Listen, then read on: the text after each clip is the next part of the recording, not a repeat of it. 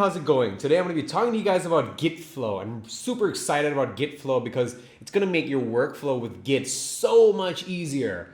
How? Well, Git Flow is a plugin for Git that makes it very simple for you to have a streamlined workflow that you can share with your team members.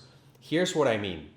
Git Flow has certain conventions and standards that you stick to. So you don't have to come up with your own conventions. You use the ones that are widely accepted, like we at Codemy use it, and a lot of other people use it too. I mean, in the most simple term, Git Flow is just a plugin, as I already mentioned, but what it does more than that is it has pre-programmed commands that group together a bunch of Git commands, so you don't have to learn the correct sequence to get all the right things to happen. You just use Git Flow.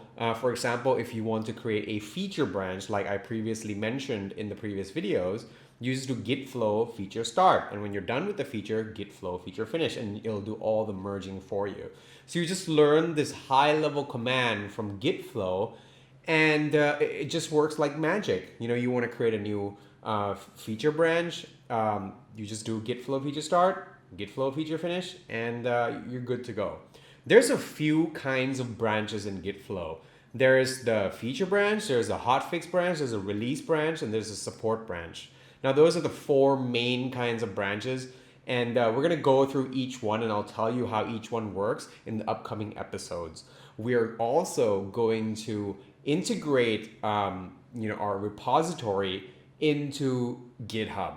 So we're going to use all, basically you're going to use Git Flow and GitHub and put them all together. All right, so let's head over into the terminal here. And if you are on the Mac, it's very easy to install Git Flow. All you have to do is brew, install git-flow, and you're good to go. I already have it installed. So what I'm going to do is I'm going to cd into my repositories and go to my Git workflow. And what I'm going to do is initialize Git Flow on this Git repository. So before you can use Git Flow, you have to have Git already initialized on a specific repository. If you don't, you have to initialize Git first. So I already have Git, this is the working directory I've been using for the past few episodes. I already have Git initialized and all that is good. So what I'm going to do is Git Flow init-d. Now D is the default. It just says it at default. I want to use the default settings for Git Flow. And what it's going to do is, as you can see, it's going to use the master branch. If you read through this comment over here, it says, which branch should be used for bringing forth production release? Well, it's selected master by default. Which branch should be used for integration for the next release? It's chosen develop by default. So there's a reason why I chose master and develop when I was making these videos. And you'll see here that we have the feature branch, as I mentioned, the release branch, and the hotfix branch, and the support. So in the upcoming videos, I'm going to talk to you guys about each of these branches and what they can do for you. So right here, we have Git Flow already initialized, and I'm going to show you an example. So over here we have the branch, Git branch.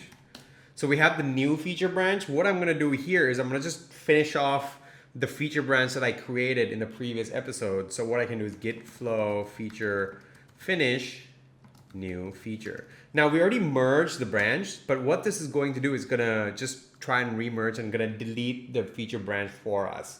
Generally, when you merge the feature branch, you want to delete it as well, because otherwise it just gets cluttered up. It becomes really, really messy.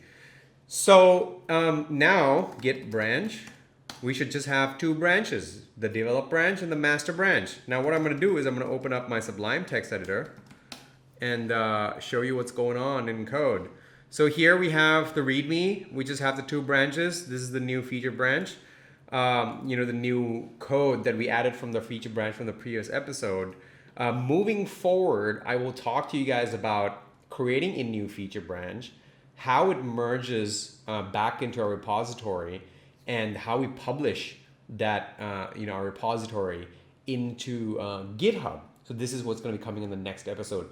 All right, guys, I hope you guys enjoyed this. If you found it useful, Please like it, don't forget to subscribe, and I will see you guys in the next video.